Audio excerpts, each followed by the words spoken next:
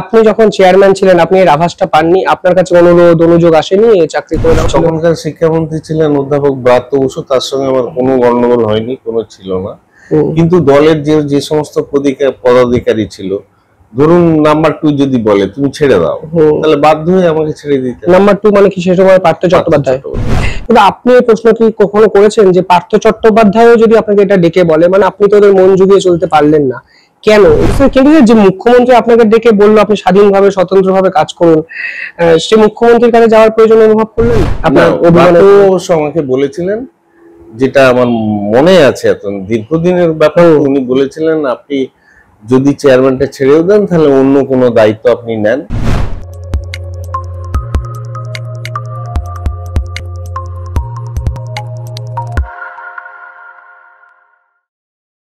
নমস্কার, আপনারা দেখছেন দ্য ইন্ডিপেন্ডেন্ট বেঙ্গল। আমি শিবম। এসএসসি দুর্নীতি শুধু রাজ্য নয়, মনে হয় দেশীয় রাজনীতিতে এক ছাপ ফেলতে শুরু করেছে, কারণ এই মামলা এখন সুপ্রিম কোর্টে বিচারাধীন।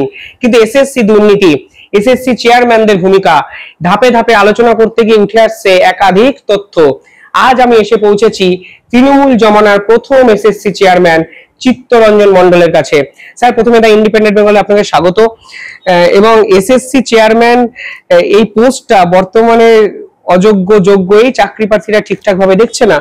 আপনার সময় থেকে এই এসএসসি মানে শাসক দলের আমলে আপনি প্রথম এসএসসি চেয়ারম্যান, আপনার সময় এসএসসিটা স্যার কিভাবে চলতো? শুনুন, প্রথমে যে পোস্টগুলো থাকে সেগুলোকে অ্যাডভার্টাইজমেন্ট করতে হয়। অ্যাডভার্টাইজমেন্ট করে একটা যে পোস্টগুলো এসেছে সেগুলোকে একটা ধরে নিয়ে বিভিন্ন ক্যাটাগরি, বিভিন্ন সাবজেক্ট, বিভিন্ন যে ভাগগুলো আছে সেগুলো দিয়ে একটা অ্যাডভার্টাইজমেন্ট করা হয়।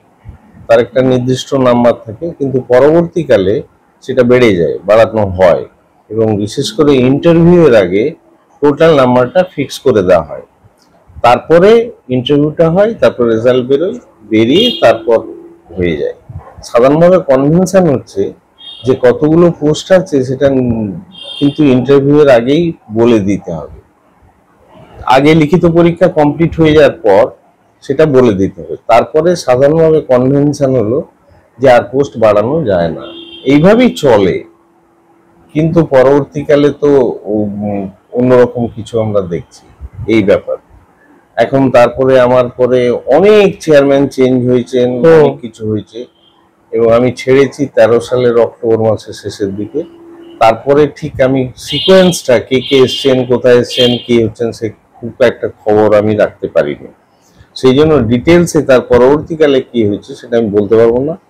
তবে কেস টেস হয়েছে, উত্তেজনা, অবস্থান বিক্ষোভ, এইসবের মধ্যে দেখে মনে হয়েছিল যে কিছু একটা ব্যাপার আছে। কিন্তু পরবর্তীকালে ধাপে ধাপে বিভিন্ন কোর্ট থেকে, single bench, division bench, supreme court, আবার ব্যাক টু ডিভিশন বেঞ্চ, আবার টু সুপ্রিম কোর্ট, তারপরে বিভিন্ন ধরনের সওয়াল জবাব হচ্ছে, একটা ইন্টারিম স্থগিত আছে, এই পর্যন্ত আমার জানা। এর বেশি আর আমি বিশেষ কিছু এই ব্যাপারে বলতে পারবো না। স্যার, আপনি যখন চেয়ারম্যান ছিলেন আপনি এর আভাসটা পাননি? আপনার কাছে অনুরোধ অনুযোগ আসেনি চাকরি করে দেওয়ার? শুনুন, একটা জিনিস মাথায় রাখতে হবে যে চাকরি প্রার্থীর সংখ্যা থাকে লাখের অর্ডারে, ইন টার্মস অফ যে 5 লাখ 7 লাখ এই টাইমে, মানে মাল্টিপল অফ ল্যাক্স চাকরিগুলো থাকে ইন টার্মস অফ হাজার। স্বাভাবিক কারে বুঝতে পারছেন যে যেহেতু ডিমান্ড সাপ্লাইয়ের একটা প্রচুর ফারাক আছে, সেখানে অনুরোধ অবরোধ থাকবে, এটাই স্বাভাবিক। কিন্তু আমি চেয়ারম্যান হওয়ার পরে মাননীয় মুখ্যমন্ত্রী আমাকে পরিষ্কার বলে দিয়েছিলেন ওনার চেম্বারে ডেকে যে আপনি কিন্তু শিক্ষিত লোক, বিদ্যা বুদ্ধি আছে, নিয়ম কানুন বোঝেন, সাহস আছে, আপনি একটাও কম্প্রোমাইজ করবেন না। তার ফলে উনি যেহেতু প্রথম মুখ্যমন্ত্রী হয়েছেন, তাই কাজে কাজে আমার দায়িত্ব পড়ে যায় যে সেটাকে ঠিকঠাক মতো করা। তার ফলে কোনো অনুরোধ যে একবারে আসেনি সে কথা বলবো না, কিন্তু কোনো অনুরোধকে রাখার দায়িত্ব আমার আর ছিল না, যেহেতু মুখ্যমন্ত্রী বলে দিয়েছেন যে সঠিকভাবে করবেন, পরিচ্ছন্নভাবে করবেন। সেই জন্য আমার আর কোনো দায়ী ছিল না। সে যত বড় লোকই হোক বা মিডিয়া দিয়ে হোক, যে কোনো কারো মাধ্যমে হোক, আমার কারো প্রতি দায়বদ্ধতা ছিল না যে তাকে মানে তার অনুরোধকে রক্ষা করা। স্যার, মুখ্যমন্ত্রী অনুরোধ করলেন, কিন্তু এই সিস্টেমটা তো মুখ্যমন্ত্রী মাথায় আছে নিঃসন্দেহে, তার আগে তারপরেও তো আপনাকে বিভিন্ন ক্ষেত্রে তো এই অনুরোধ এসেছিল। আমি আবার প্রশ্নটা করছি, এই অনুরোধ কাদের মাধ্যমে এসেছিল এবং কিভাবে আসতো? বিভিন্ন লোক, শুনুন, সাধারণভাবে কেউ ভায়া মারফতই ম্যাক্সিমাম আসতো। কাজে কাজে ভায়া মারফত হলে সেটাকে এখন ধরুন এমন কেউ একজন এসে বললো মুখ পাঠিয়েছেন, কাজে কাজে তার নামটা তো সঙ্গে সঙ্গে বিশ্বাস করা যায় না, কারণ সেই যে মিথ্যা কথা বলছে সেটা আমি, সেই জন্যই কেউ স্পেসিফিক পাঠিয়েছিলেন এই কথাটা আমি বলতে পারছি না, কিন্তু নাম অনেক মেনশন হয়েছিল। মেনশন করা মানে তো কিছুই নয়, এই জায়গাটা তো বুঝতে হবে। সেই জন্য আমি আর নামগুলো কিছু বলতে চাইছি না, কারণ তারা ভায়া মারফত আসার জন্য তারা যে নামগুলো বলেছিলেন সেটাকে আমি বিশ্বাসযোগ্য মনে করিনি। তার কারণ হচ্ছে সেটা তাদের নিজেদেরও এজেন্ডা হতে পারে, সেই জন্য আমি এই ব্যাপারে কোনো নাম আমি স্পেসিফিক বলতে চাইছি না, বলবো না, তার কোনো তথ্য প্রমাণ যেহেতু আমার কাছে নেই। মোটামুটি স্যার, আপনি আভাসটা পেয়েছিলেন যে এই সিস্টেমটা একটা ব্যাঘাত ঘটানোর একটা চেষ্টা হচ্ছে, একটা মানে যেটা আপনাদের উপর প্রেসার। দেখুন, নির্ভর করে এসএসসি তার লিডারশিপ, তিনি যেভাবে ভাববেন, সরকারের মানসিকতা, সরকার কি ভাবছে কি করছে। যতই এসএসসি কে স্বাধীন সংস্থা বলা হোক, কিন্তু একটা ইনফ্লুয়েন্স তো সরকারি দলের থেকে বিভিন্ন সরকারি দল বলতে আমি দল বলাটা আমার ঠিক হচ্ছে না, এখানে বলা উচিত এসএসসির উপরে আছেন স্কুল এডুকেশন ডিপার্টমেন্ট, তার আছেন মন্ত্রিসভা, তার উপরে আছেন মুখ্যমন্ত্রী। কাজে কাজে একেবারে যে ইনফ্লুয়েন্স বুঝবে তো সেটা নয়, সেটা নির্ভর করে যে এসএসসির যিনি নেতৃত্ব দিচ্ছেন আর সরকারের সঙ্গে তালমিলটা, সেই তালমিল যদি কেটে যায় তাহলেই সমস্যাটা তৈরি হয়। আমার সময় কিন্তু এই তালমিলের কোনো অভাব ছিল না বলেই আমার পক্ষে এই এসএসসির তরফ থেকে ওই নির্দিষ্ট সংখ্যক চাকরি প্রার্থীদের ঠিক ঠিক মতো নিয়োগ করা সম্ভব হয়েছিল, এইটাই আমার ধারণা। স্যার, তালমিল ছিল বলছেন, কিন্তু আপনাকে সরে যেতে হলো কেন, বা আপনি সরলেন কেন? দেখুন, সেই কথাটা আমি আগেও অনেকবার বলেছি, এই ধরনের পোস্টগুলো হচ্ছে নমিনেটেড পোস্ট, বুঝতে পারছেন? যেহেতু নমিনেটেড পোস্ট, যদি সিলেক্টেড হতো, ধরুন যেমন ভিসি সিলেকশন হয়, সেরকম সিলেকশনের মাধ্যমে হলে আমার কোনো দায়বদ্ধতা ছিল না, কিন্তু যেহেতু নমিনেটেড পোস্ট, সেখানে একটা সরকারের ইচ্ছে ছিল আমার প্রতি, সেজন্য তারা করেছে। তারা যখন ইচ্ছেটা তুলে নেবে, আমার নৈতিক দায়িত্ব হচ্ছে সেটা ছেড়ে দেওয়া। আইনগত দিক অন্য জিনিস, আইনগত দিক হলে আমি ছাড়তেও নাও পারতাম, তারপরে কেস কামারি হতে পারতো, বা ধরুন বিধানসভায় লেজিসলেশন করে আমাকে সরিয়ে দেওয়া যেতে পারতো। কাজে সেই জায়গা পর্যন্ত না গিয়ে আমার নৈতিক দায়টা নিজে নিয়ে, যেহেতু ওনারাই বসিয়েছিলেন, সেই জন্য ওনারা যে কিসের দায় স্যার নিলেন, কিসের নৈতিকতার দায়? আপনার তো দায় ছিল না কারোর সাথে? না, ছিল ওই প্রেক্ষেপে না, মানে সিলেকশনের প্রসিডিউর রেসপেক্টে নয়। রেসপেক্টটা হচ্ছে নৈতিকতার দায় অর্থে আমি বলতে চাইছি, যেহেতু নমিনেটেড নমিনেশনটা দিয়েছিলেন, সেই নমিনেশন যখন উইথড্র করবেন তখন মনে হয় না আমার কোনো আর থাকার প্রয়োজন। কেন স্যার, আপনার প্রতি কি এটা ভরসা হারালো বলা যায়, নাকি আপনার সাথে তৎকালীন শিক্ষামন্ত্রীর একটা দূরত্ব তৈরি হয়েছিল? তখনকার শিক্ষামন্ত্রী ছিলেন অধ্যাপক ব্রাত্য বসু, তার সঙ্গে আমার কোনো গন্ডগোল হয়নি, কোনো ছিল না। কিন্তু দলের যে সমস্ত পদাধিকারী ছিল, ধরুন নাম্বার 2 যদি বলে তুমি ছেড়ে দাও, তাহলে বাধ্য হয়ে আমাকে ছেড়ে দিতে। নাম্বার 2 মানে কি সে সময় পার্থ চট্টোপাধ্যায়? উনি নিজেই বলতেন যে উনি এরকম বলতেন, আইন আমার কি মন্ত্রী, মানে আমি তো মন্ত্রী, আমি দলের নাম্বার 2 পার্সন, আমি যা বলবো সেটাই আইন। এরকম ধরনের একটা মানসিকতা চলতো বলে আমার মনে হয়েছিল যেখানে না থাকাটাই শ্রেয়। এরকম মানসিকতা চলতে মানে আপনাকে 1:1 এই ধরনের কনভারসেশন হয়েছিল? কনভারসেশন হয়েছিল। উনিও আমার বাড়িতে ডেকেছে, ওনার বাড়িতে আমাকে ডেকেছিলেন, আমি গিয়েছিলাম, উনি বললেন, এবং সেখানে উনি যে ব্যবহারটা করছেন সেটা খুব একটা আমার ভালো লাগেনি। কারণটা কি ছিল স্যার? কারণটা হচ্ছে উনি বলছিলেন ছেড়ে দিন, আমি জিজ্ঞেস করলাম কারণটা কি, উনি বললেন সেটা আপনার জানার দরকার নেই, আপনাকে আমরা বসিয়েছিলাম, আপনার এই টাইপের একটা কথা। অর্থাৎ আমার যে সেন্টিমেন্টের জায়গাটা বা আমার যে নৈতিকতার জায়গাটা, সেটাকে উনি একটু হিট করার চেষ্টা করবেন, সেই জন্য আমার খুব একটা ভালো লাগেনি।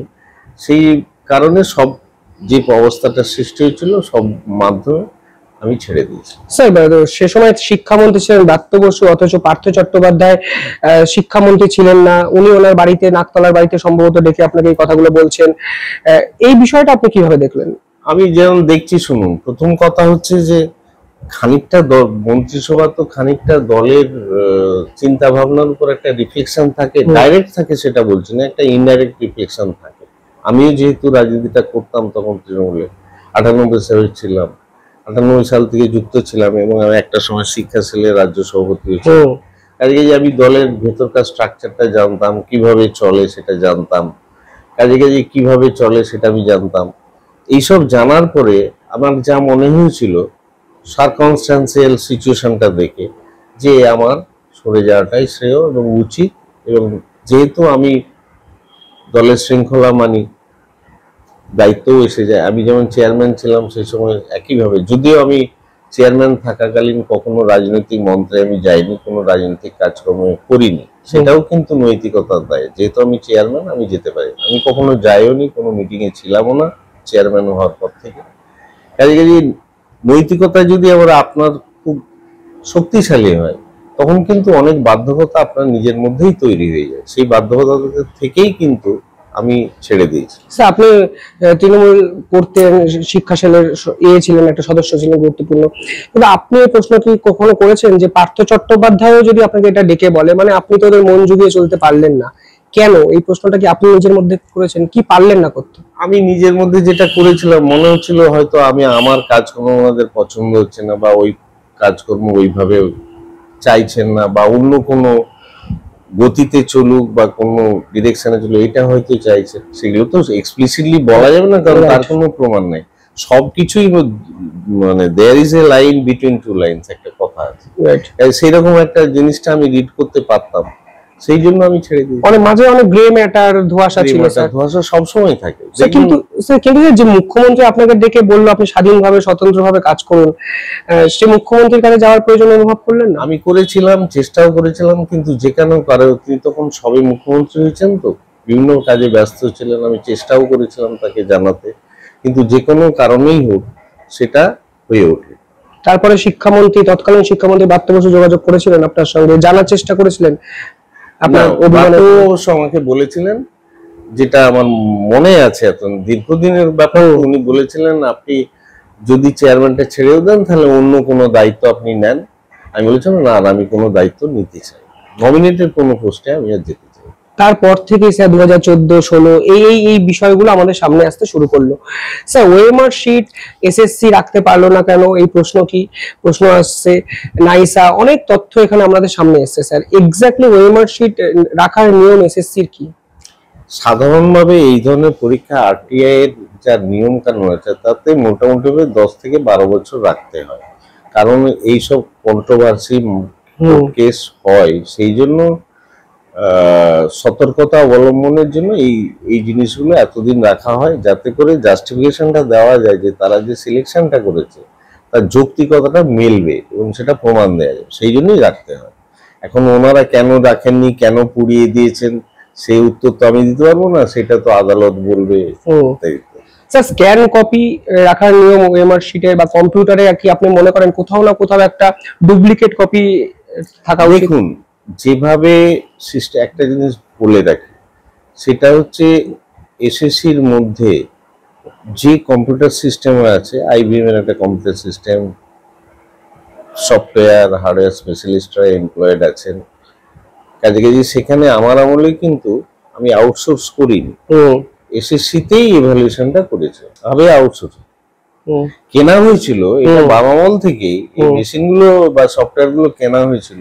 আমি বলছি ওএমআর শিট মূল্যায়নের জন্য আউটসোর্সের কথাটা বড় উপরই হতো, আগেও হতো, আমার পরেও হয়েছে, কিন্তু আমার সময়টা আমার যেটা মনে হয়েছিল যে এত দামি, ধরুন আইবিএম এর কম্পিউটার তখনকার দিনে দাম ছিল প্রায় 4 কোটি, সফটওয়্যার যেটা কিনেছিল তার প্রায় দাম 2 কোটির, তাহলে 6 কোটি টাকা একটা সরকার ইনভেস্ট করেছে। তারপরে এতগুলো ছেলে মেয়ে চাকরি বাকরি করে, তাদের পিছনে একটা সরকারের ইনভেস্টমেন্ট আছে, একটা হিউজ লায়াবিলিটি সরকারের আছে। আজকে সেই লায়াবিলিটি আমি চেয়ারম্যান হিসাবে এবং সরকারের একজন আধিকারিক হিসেবে আমারও দায়িত্ব হলো যে ব্যয় সংকোচনটা যতটা সম্ভব করা উচিত, যাতে এসএসসি মানে সুবিধা হয় বা সরকারের এখানে একটা ফিনান্সিয়াল উপকার হয়। সেই জন্যই আমি অনেক কষ্ট, আমি যেহেতু থিওরিটিক্যাল ফিজিক্সের লোক, যাদবপুর বিশ্ববিদ্যালয়ের অধ্যাপক, এই কম্পিটিশন ব্যাপারটা আমি জানি, কিন্তু এক্সপ্লিসিট ল্যাঙ্গুয়েজগুলো না জানা থাকলেও ছেলেদের সঙ্গে কমিউনিকেট করে এটা করা সম্ভব হয়েছে। আউটসোর্স করতে চাইনি, তার কারণ হচ্ছে কস্ট মিনিমাইজ। এটা না আমার প্রশ্ন স্যার অন্য, আমার প্রশ্নটা যে টেন্ডার ছাড়া আউটসোর্স করছি একটা কোম্পানি দায়িত্ব দিচ্ছে। সাধারণভাবে নিয়ম, টেন্ডারের নিয়ম হচ্ছে যে একটা অ্যাডভার্টাইজমেন্ট, ওপেন অ্যাডভার্টাইজমেন্ট, কেউ কেউ আবার নোটিশের মাধ্যমেও অ্যাডভাইস করেন, তারপর সেই টেন্ডারে রেসপন্স করেন যারা করতে চান কাজটা, তারপর সেখান থেকে সাধারণভাবে টেন্ডারের নিয়ম হচ্ছে কারা অ্যাপ্লাই করেছে, তাদের পশ্চাৎ মানে আগে তাদের কি অভিজ্ঞতা আছে, তারা কতটা নামি দামি, কতটা জেনে, এইসব ব্যাপারে L1 L2 L3 বলে লোয়েস্ট 1 লোয়েস্ট 2 লোয়েস্ট, অনেক সময় কিন্তু L1 কে কভার করে তার যদি গুডউইল খুব স্ট্রং থাকে, যেমন ধরুন একটা কনভেনশনাল সংস্থা টাটা কনসালটেন্ট TCS যদি দেয়, স্বাভাবিক কারণে TCS হয়তো L1 এ নাও থাকতে পারে, রাইট, L2 হলেও তাকে দেয়াটা শ্রেয়, কারণ তার গুডউইলটা বা তার যে ক্ষমতা ইভ্যালুয়েশন সেটা সক্রিয় অনেক সময়, এবং তখন কিন্তু কমিটি সাজেস্ট করে যে L1 এর বদলে L2 কে দেওয়া হলো ডিউ টু দিস রিজনস বলে তাকে স্টেট করতে হয়। তারপর স্কুল সার্ভিস কমিশন বলে, কিন্তু ওখানে কমিশনে অনেক মেম্বার থাকে, তাদের কাছে ওটা ফেলা হয়, তারা যদি অ্যাপ্রুভ করেন তখন টেন্ডারটা অ্যাকসেপ্ট করা হয় এবং টেন্ডারটা দেওয়া হয়। এইটাই ইউজুয়াল প্রসিডিওর। এখন ওইখানে কি হয়েছে, কিভাবে নাইসাকে দেওয়া হয়েছে, নাইসা আবার আরেকজনকে দিয়েছেন, থার্ড পার্টিকে দিয়েছেন, এসএসসি এখন বলছে আমরা থার্ড পার্টিকে দিয়েছিল, সেটা জানি না। এই যে কমিউনিকেশন ল্যাক, এটা কি করে তৈরি হচ্ছে এটা আমি বলতে পারবো, তবে এই যে কনফিউশন গুলো, এর থেকে মনে হচ্ছে যে ডাল মে কুচ কালা, কিছু একটা সমস্যা ছিল যার জন্য এটা করতে হয়েছে। আপনি বলছেন কমিশনের সদস্য আছে, নিঃসন্দেহে অনেক সরকারি পদ আছে, তা সত্ত্বেও উইদাউট এনি টেন্ডার একজনকে দিয়ে দিচ্ছেন, আরেকটা থার্ড পার্টিকে দিচ্ছেন, পুরো সিস্টেমটাই তো, সিস্টেমেটিক ব্যবস্থাটা নিয়ে তো একটা প্রশ্ন চিহ্ন উঠে আছে। সেই জন্যই তো সুপ্রিম কোর্টের মহামান্য বিচারপতি DY চন্দ্রচূড় বলেছেন ইজ এ সিস্টেমেটিক ফ্রড। খেয়াল রাখবেন যে সেদিন আমি একটু দেখছিলাম, আমি আইনের লোক নই, তবু বিভিন্ন সংস্থার সঙ্গে জড়িত থাকার কারণে আইন পরিচালনা করার খানিকটা দায়িত্ব বা মানে অভিজ্ঞতা আমার আছে। সেই অভিজ্ঞতা থেকে আমি বলছি যে একটা অবজারভেশন ছিল, তারপর একটা ইন্টারমিডিয়েট রায় হয়েছে, ঠিক আছে। অবজারভেশন গুলো যে টোনে আছে, যে লাইনে আছে, তার সঙ্গে কিন্তু ইন্টারিম জাজমেন্টটা ঠিক প্যারিটি নেই। অনেকে অসুস্থ, সেটাকে নিয়ে অনেকে ক্ষুব্ধ, কিন্তু আমি ক্ষুব্ধ নই, কারণ আমি মনে করি যেটা ওনার যে অবজারভেশনটা, সে অবজারভেশনটা খুবই স্ট্রিনজেন্ট। কিন্তু আপাত দৃষ্টিতে যারাই দারুণ সাফল্য বলুন না কেন, আমি এটাকে সাফল্য মনে করি না। সাফল্য বলতে পার্মানেন্ট নয়, এটাকে বলে সাময়িক সাফল্য।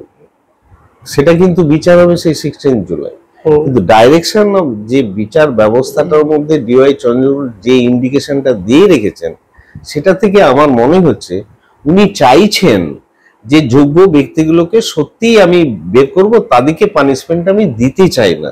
সেটা কিন্তু আমাদের জাস্টিস দেবাংশু বসাকও সেটা বলে, আমি নিরুপায় হয়েই সবটাকে ক্যান্সেল করছি। অর্থাৎ কোর্ট, এই সিস্টেম যেটা জুডিশিয়াল সিস্টেমে, তারা কিন্তু সবসময় চায় যে যতটা সম্ভব নিরপরাধ যে তাকে প্রোটেক্ট করা। যদিও এই কথাটা খাটে ক্রিমিনাল প্রসিডিওর কোডে, কিন্তু তবুও সিভিল জাস্টিস সিস্টেম বা কনস্টিটিউশনাল জাস্টিস সিস্টেমেও জাজ সাধারণভাবে চেষ্টা করেন যাতে করে যে অপরাধী নয় বা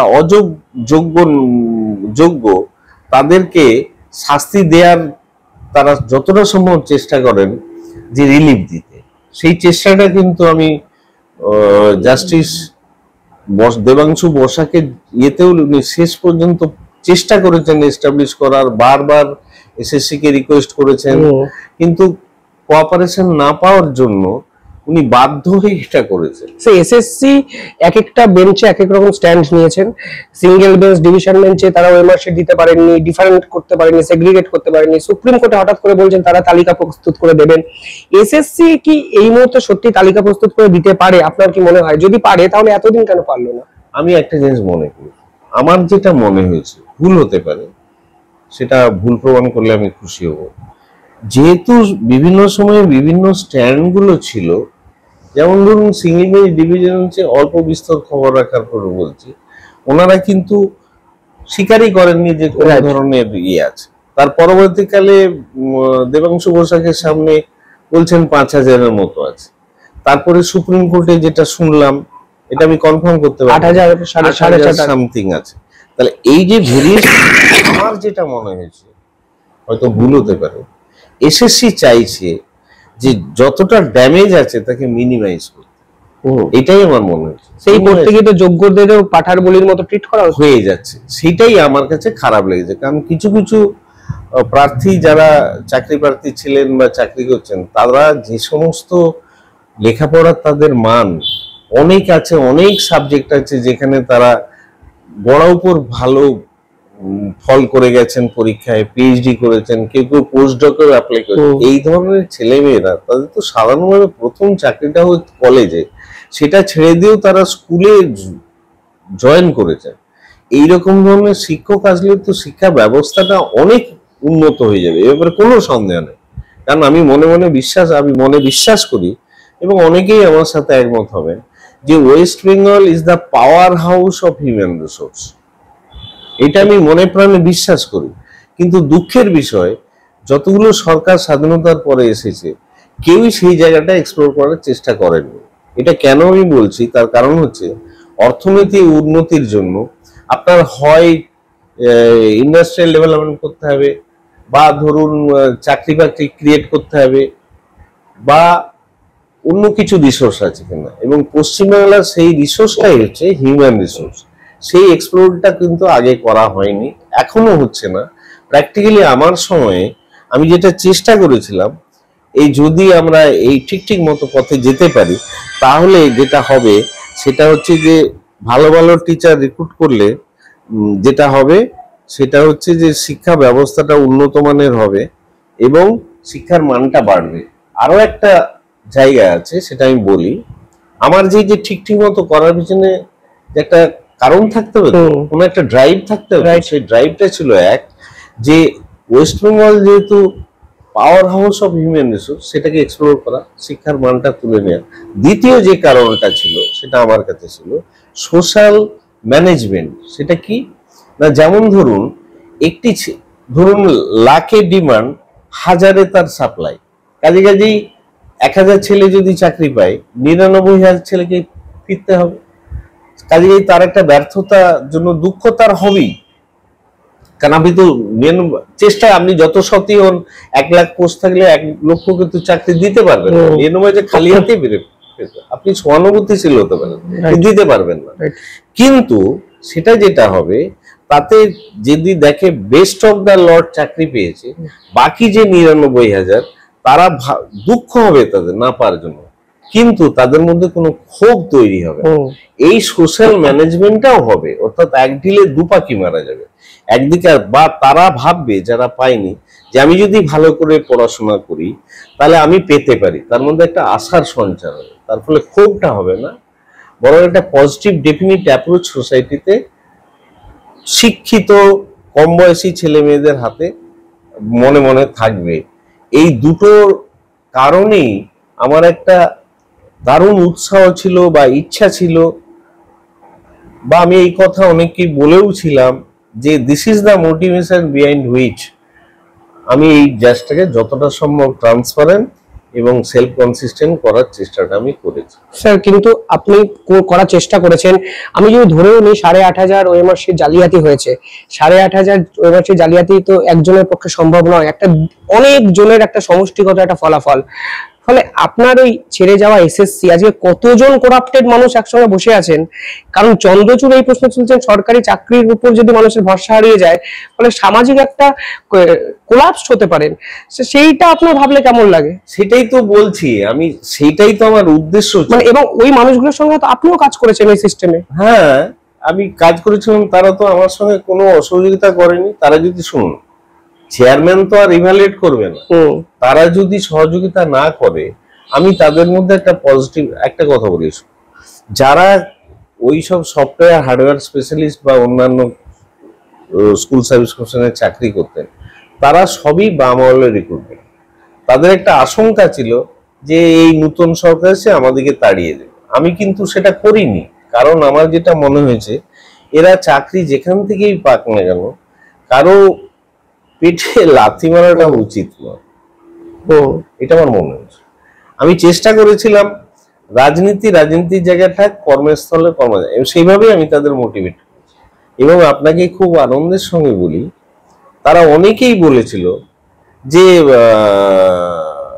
অকপটে, সেটা ভেতরের কথা, সেটা আমি বাইরে বলছি, তারা অত্যন্ত খুশি ছিল আমার উপরে, তাদের জন্য কিছু কিছু করেও ছিলাম কাজ, তার ফলে তারা অত্যন্ত খুশি ছিল। এবং তারা মানে কি বলবো, মানে বললে হয়তো অত্যুক্তি অনেকে ভাবতে পারে, তাদের পলিটিক্যাল ট্রান্সফরমেশন ঘটেছিল, এটাও আমি লক্ষ্য করেছিলাম। আপনি যদি ঠিক জায়গায় ঠিক মতো কাজ করে যান, লোকে যদি ভাবে আমি জাস্টিস পাচ্ছি, সেটা কিন্তু সমর্থন করবে। স্যার, আপনি এত হার্ডওয়্যার সফটওয়্যার স্পেশালিস্টের কথা বলছেন, তা সত্ত্বেও ওএমআর শিট সংরক্ষণ করে রাখা গেল না, এই ব্যর্থতার দায়টা কাদের নিতে হবে? কারা নিতে? আপনার মনে হয় স্যার এটা রাখা যায় এবং যেত, বা এখনো আছে এসএসসির কাছে? আমি দেখুন, এটা তো রাখা উচিত তো অবশ্যই, কারণ শুনুন, কিছুদিন পরে কি অনেক সময় ফিজিক্যাল কপিগুলো হয়তো রাখা যাবে না, তার ভলিউমটা খুব বেশি, বছরের পর বছর যদি রাখা যায় সেটা ডিসপোজ করতে হবে। সেই জন্য যদি তার মানে সফট কপি রাখা যায়, সেটা তো কতটুকু জায়গা লাগে, কিছুই লাগে না, রাইট? পিডিএফ করে রাখা যায়, সেটা তো সবসময় রাখা যেত, কেন করলেন না? সেটা হয়তো এটা সাধারণভাবে একটা শিক্ষিত নর্মাল সাধারণ চিন্তা ভাবনাই থাকে, সেটা যদি প্রেসারাইজড হয়, ডিস্টরশন আসতে শুরু করে, তার এফেক্টটা যা হয় সেটাই এসছে বলে আমার ধারণা। স্যার, বর্তমান যে এসএসসির অবস্থানটা দেখলে আপনার কেমন লাগে? এবং এসএসসি অবস্থান শুধু নয়, হাইকোর্ট, সুপ্রিম কোর্ট, একাধিক জায়গায় ভর্ষিত হতে হচ্ছে। আপনি অর্গানাইজেশনের একটা পার্ট অ্যান্ড পার্সেল ছিলেন এক সময়, আপনার অনুভূতিটা ঠিক কেমন লাগে যখন এই মেলাইন হতে দেখেন এসএসসি কে? আমার এটা ভালো লাগে না। শুনুন, সাধারণভাবে আমি চেয়ারম্যান ছিলাম, আরেকজন চেয়ারম্যান এসেছেন, তাকে যদি হেকেল হতে দেখি বা তিনি যদি ওটার পার্ট হিসেবে অ্যাক্ট করেন, আমার তো ভালো লাগবে না। কারণ যে মোটিভেশনটা নিয়ে আমি করেছিলাম, আমার মনে হচ্ছে যেন সেইটা কোথাও যেন একটা ভেঙে যাচ্ছে, এটাও যেমন বেদনাদায়ক, তার একই সাথে একজন সতীর্থ বা কলিগকে এইভাবে বিদ্রুপ পেতে হচ্ছে দেখে আমার অবশ্যই খারাপ লাগবে। এটাই তো স্বাভাবিক মানুষের চিন্তা। আমার খুব এটা ভালো লাগছে। তবে আমার ধারণা এর সফট কপি কোথাও না কোথাও আছে, খুঁজলে হয়তো পাওয়া গেলেও যেতে পারে। এবং যেহেতু জাস্টিস চন্দ্রচূড় এতটা সময় দিয়েছেন এবং সিবিআই ইনভেস্টিগেশন করছেন, সিবিআইও হয়তো চেষ্টা করবে আরো কিছু, দিয়েছেন এই কারণে নাম্বার ওয়ান, যে সিবিআইও তার ইনভেস্টিগেশন চালিয়ে যাবে, হয়তো কোয়ার্সিভ মেজার না নিতে পারবে না, কিন্তু ইনভেস্টিগেশন চালিয়ে সেও হয়তো কিছু ডিফেক্ট ধরতে পারবে। এসএসসি কেও সময় দিল, তুমি সার্চ করো, কোথাও না কোথাও তোমার হয়তো আছে, এবং এই সার্চ করতে করতে হয়তো উনি খুঁজেও পাবেন বলে আমার ধারণা। অথবা আরেকটা কথা হচ্ছে, সিবিআই যে 3টে হার্ড ডিস্ক মিস্টার বানসালের কাছে জোগাড় করতো গাজিয়াবাদ থেকে, সেটা যদি বনসলকে সার্টিফাই করতে হবে যে এটাই হচ্ছে এসএসসির ওই পরীক্ষার রেজাল্ট, ফল সার্টিফাই করতে হবে নাম্বার, তাহলে ওইটা সে করবোরেট করবে। এরপর স্কুল সার্ভিস কমিশনকে ওটা করবোরেট করবে, যদি করবোরেট করে তখন কিন্তু এই হার্ড ডিস্কটা হবে একটা অথেন্টিক ডকুমেন্ট, রাইট? তার আগে হবে না, তা না হলে এভিডেন্স অ্যাক্টে ওটা আটকে যাবে। স্যার, এসএসসির কাছে তো কোনো মানে তথ্য নেই, তাহলে কি এটার সাথে এটা মেলাতে পারবেন এসএসসি? কারণ শুনুন, না পারার কোনো কারণ নেই, তার কাছে অ্যাটলিস্ট রোল নাম্বার জেনারেট করে অ্যাডমিট কার্ড গুলো তো পাঠানো হয়েছে, সেই সোর্সটা নিশ্চয়ই আছে, সেটা থাকবে। তাহলে কার নাম, কার রোল নাম্বার ওরা যদি স্ক্যান করে দেখে, ওটা তো খুব বেশি সময় লাগবে না। আচ্ছা, মানে কম্পিউটার দিয়ে করে চেক করে নেয়। বলছো এটা এডিটেড কপি অনেক সময় হতে পারে এসএসসির কাছে যেটা আছে, তো সেখানে একটা কনফিউশন ক্রিয়েট হয়েছে। আরেকটা বিষয়, সুপ্রিম কোর্ট বলেছেন যারা আরটিআই করে নাম্বার জেনেছিলেন তাদেরও নাম্বার যে 100% ঠিক বলা হয়েছে, সেটা নিয়ে একটা বড় প্রশ্ন ছিল। সেটা তো ছিল, ওই যে বললাম না, যেটা যেগুলো আমরা অবজারভেশনে ছিল, অবজারভেশন যে আরটিআইটাও টেন্টেড, এই কথা বলেছেন, রাইট? এবং প্র্যাকটিক্যালি সিবিআই যেটা পেয়েছে ওই হার্ড ডিস্কের সঙ্গে এটা অমিল থেকেই তো পেয়েছে, কম্পারিজন ছাড়া তো বোঝা যাবে না। সেই কম্পারিজন করেই তো বলেছে। আর তাছাড়া আরেকটা জিনিস যেটা আমার মনে হয়েছে, আমি আইনজ্ঞ নই, কিন্তু দেখুন আরটিআই এর ছেলে মেয়েরা যখন আরটিআই করেছে 18 সালে, 20 সালে, 22 সালে, এসএসসি কিন্তু তাদের আরটিআই রিপ্লাই করেছে। যার জন্য দেখবেন বেশ কিছু ছেলে এখন ধর্ণা মঞ্চে তারা বলছে এই তো আমাদের ওয়ে, রাইট, আমাদেরও বলেছে ইন্টারভিউতে। ঠিক আছে, সেটা বলছে তারা কোত্থেকে না, তারা পেয়েছে এসএসসি থেকে। এসএসসি কে দিল কে? এসএসসির পরিচালন সমিতি। তার মানে তাদের যে সোর্সটা তারা করোবরেট করেছে বলেই তো দিচ্ছে, কিন্তু এই ইনডাইরেক্ট প্রমাণটা এভিডেন্স অ্যাক্টে প্রমাণ করে না যে ওই হার্ড ডিস্কটাই এটা। হ্যাঁ, কারণ এসএসসি এর তথ্য থাকলেও এটা জোরালো ভাবে এসএসসিও বলতে পারবে না যে এটা সঠিক তথ্য, বিকজ এটা ম্যাচ হয়নি এখনো কোথাও গিয়ে। সেটাই কাজে এখন যেটা আমার মনে হচ্ছে যে সলিউশনের দিকে সদিচ্ছা একটা থাকা উচিত। যে সমস্ত, আমি মনে করি যে সমস্ত টপ ক্লাস ভালো ভালো ছেলেমেয়েরা আছে, তাদের যারা অলরেডি শিক্ষকতা করেছেন, তাদের মধ্যে যারা ব্রাইটার স্টুডেন্ট, উজ্জ্বল ছেলেমেয়েরা আছে, তাদের এটা বের করা যে তারা জাস্টিফাইড। আজকে খুব দুঃখের বিষয়, যারা সত্যিকার ভালো ভালো ছেলেমেয়েরা চাকরি পেয়েছে, চাকরি করছেন, তাদেরকেও মুচলেখা দিতে হবে যা অর্ডারে আছে, তাদেরকেও বলতে হবে যদি fine wrong I should be punished. কিন্তু তারা জানেও না ওরা যোগ্য প্রমাণিত হবেন নাকি, ওদের হাতেই নেই পুরো বিষয়। সেই জায়গাটাই কিন্তু আমার যা মনে হয়েছে, রায় দেখে আমার মনে হয়েছে, আমার ধারণা, এটা আমি ল স্পেশালিস্ট নই, আইনে বিশেষজ্ঞ নই, কিন্তু তবুও বলছি জাস্টিস চন্দ্রচূড় চেষ্টা করছেন তার সাধ্য মতো যে যাতে সত্যি যোগ্য প্রার্থীদের একটা জাস্টিস দেওয়া যায়, সেই চেষ্টাটা উনি চালিয়ে যাচ্ছেন। সেই জন্য ট্রায়াল অ্যান্ড এরর মেথডে, যেমন দেখুন ট্রায়াল অ্যান্ড এরর মেথডেই কিন্তু বেরোচ্ছে। দেবাংশু বসা ছিল 5000 বা ওটা হয়ে গেল 8000। উনি চাইছেন যদি আরো মানে অযোগ্যগুলোকে বের করা যায়, খুঁজে যতটা পারে। মনে হয় না এসএসসি এটা ইন্টেনশনালি টাইম কিল করছেন একটা? আলটিমেটলি কবেকার পরীক্ষা, রাস্তায় বসে আছেন চাকরি প্রার্থীরা, সুপার নিউমেরিক পোস্ট এসএসসি সরকার মারফত তৈরি করার একটা নির্দেশ পেয়েছেন, ফলে এটা তো একটা টাইম কিলিং একটা পুরো বিষয়টা হয়ে যাচ্ছে। অবশ্যই, এবং সে তো অবশ্যই, কারণ আমি একটা কথা বলি, আমি যখন এসএসসি পরিচালনা করছিলাম তখন গুজরাটের মুখ্যমন্ত্রী ছিলেন মাননীয় নরেন্দ্র মোদী। উনি আমাদের প্রিন্সিপাল, ওনার চিফ সেক্রেটারি, আমাদের প্রিন্সিপাল সেক্রেটারিকে বলেছিলেন, আমি কতগুলো ইনোভেশন জিনিস করেছিলাম।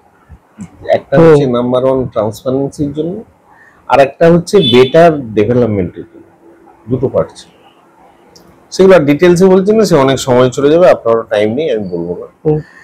সেটা কোথায় গুজরাট আর কোথায় ওয়েস্ট বেঙ্গল, তার সামান্য একটা এসএসসি চেয়ারম্যান, কিছুই না, অ্যাডমিনিস্ট্রেশন দেখতে একটা ক্ষুদ্র বিন্দু না, সেটাও কিন্তু গুজরাট খবর রাখে।